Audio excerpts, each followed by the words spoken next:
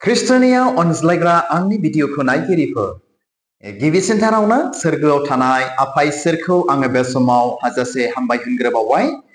बेजों लोगोसे दायो जायफ्रानाखि आंनि बे भिडिअखौ नायदों बा नायगासिनो दङ बयखौबो फोरबो जिशु ख्रिस्टनि मुङै दिनैनि बे मोनसे आरोबाव गोदान कमेन्ट भिडिअआव आङो नायगिरि साफ्रोमखौबो वेलकाम खालामनानै लानाय जाग्रोबाय।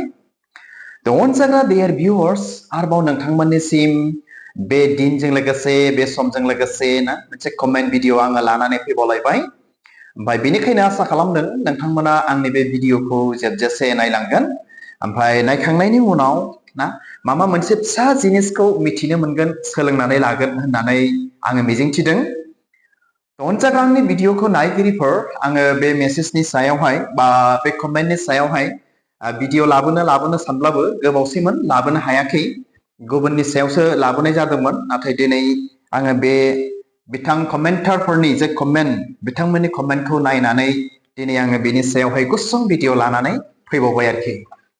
अब्ला बे समाव अनजाग्रा आंनि भिडिअखौ नायगिरिफोर आरो जेसेबांनाखि आंनि साबस्क्राइबार्सफोर दङ, आंखौ मोजां मोनग्रा जेसेबांनाखि दङ, साफ्रोमनिसिमबो खनसेबाव आंनि अननाय आरो खुलुमनायखौ जासिहरो। आरो बेजों लोगोसे सोर बिथांमोना आंनो कमेन्टखौ हरदों, बिथां कमेन्टारफोरनि नामफोरखौ नोंथांमोनजों शेयार खालामनो थाखाय आं बे समाव आखायाव लाबाय। बिथांमोननि नामानो जाहैबाय नाम्बार 1, आङो मोजां रोखोम प्रनाउन्स खालामनो हानाय नङा बिथांनि नामखौहाय, बेबायदिसो लिरदों। मा होननानै बुंदों, लाइफ ना लिफेल्स वारिया, बेबायदि बिथांखौ आं मोननो हादों। ओमफ्राय बिथाङा आंनाव बेबायदि कमेन्ट लिरनानै हरदों आरोखि, बाइबेल डक्टर आर पास्टर एबा गोबां दं, बेफोरखौ माबोरै मोननो आरो मा फरायनांगौ, अन्नानै भिडिअ लाबो मिथिलायनि। खोनाबायना अनजाग्रा आंनि भिडिअखौ नायगिरिफोर, बिथां लिफेल्स वारिया आंनो माबादि कमेन्ट हरदों, बाइबेल डक्टर आरो पास्टर एबा गोबां दं, बेफोरखौ माबोरै मोननो आरो मा फरायनांगौ, अन्नानै भिडिअ लाबो मिथिलायनि। आरो बेनि सायावनो आरोबाव बे एखे कमेन्टखौनो सासे बिथाङाबो आंनो हरबावदों। बिथांखौबो आङो नोंथांमोननो सिनायथि होनि आरो बिथांमोननि कमेन्टखौ आं फरायनानै खोनासंहोनि। बिथांनि नामानो जाहैबाय साजार बसुमतारी। बिथां साजार बा लिफेल्स वारि बिथांमोनखौ आङो वेलकाम खालामदों आरोखि ना, वेलकाम खालामदों। आरो बिथां साजार बसुमतारीया बे समाव आंनो बेबायदि कमेन्ट लिरनानै हरदों, गोजोन फुंबिलि, अन्नानै बाइबेल डक्टर एबा बिदि गोबां फरायनाय दं, अन्नानै बिनि सोमोन्दै थाबैनो खोनानो मोनगोन आसा खालामबाय। बिथांमोना बेबायदि आंनो कमेन्ट हरदों आरोखि। ख्रिस्टनियाव अनज्लायग्रा आंनि भिडिअखौ नायगिरिफोर, बिनि सायावहाय आं नोंथांमोनजों फिसा मोनसे भिडिअ दिनै आङो लानानै फैबाय। मानो होननानै बुङोब्ला बेनि सायाव बुंनो हानाय गोबांथार जोंनि गेजेरावहाय ना गोबांथार गोरों दिनै मानसिफोर दंखायो। आंनियाव कमेन्ट सफैनाय हिसाबै आं बेनि सायाव गुसुं आङो फिसा भिडिअ लाबोबाय। आरो बेनि सायावहाय मोजां मिथिबावनांगौ दंबावोब्ला नोंथांमोना सोरबा सासेनावबो सोंनो हागोन, गोरों मानसिफोरनावहाय ना। अनजाग्रा आंनि भिडिअखौ नायगिरिफोर, एस्पेसियेलि जोंनि ख्रिस्टियानफोरनि गेजेराव ना बा जोंनि ख्रिस्टियान समाजाव इसोर फोरबो जिशु ख्रिस्टखौ खुलुमनायावबो, फोथायनायावबो आरो मावनाय दांनायावबो आरो थांनानै थानायावबो जोंहा गोबांथार फरायनांगौ दङ, सोलोंनांगौ दङ, मिथिज्लायनांगौ जोंहा दिनै दंखायो आरोखि। आरो मिथिथारनाया इनायनो गोनांथार जोंनि ख्रिस्टियान जिबनाव। अनजाग्रा आंनि भिडिअखौ नायगिरिफोर, जे जोंनि ख्रिस्टियानफोरनि गेजेरावहाय बाइबेल डक्टर बा डक्टर टाइटेल मोनलायनाय बा पास्टर जानो हालायनाय बा फादार बिशप गोबांथार बेफोरबायदि जोंनि गेजेराव दङ ना, एभान्जेलिस्ट दिनै बेफोरबायदि दङ। बेफोरबायदि जानो हालायनाय जानांगौब्ला जोंनि ख्रिस्टियानफोरनि गेजेराव बा ख्रिस्टियान समाजाव माखासे डिग्रिफोर दङ, माखासे कर्सफोर दङ। बेखौ दिनै जोङो फरायथारनो नांगौ, कमप्लिट खालामथारनो नांगौ फरायनानै। बिनि उनावसो जोङो डक्टर मोनलायनाय, डक्टर टाइटेल मोनलायनाय जोङो सासे मानसि जानो हागोन, बा पास्टर जानो हागोन, बिशप जानो हागोन, बिदिनो गोबांथार बायदि दिनै जोङो जानो हागोन आरोखि। नङाब्ला दिनै जानो हाथारनाय नङा दिनैनि बे मुगायाव।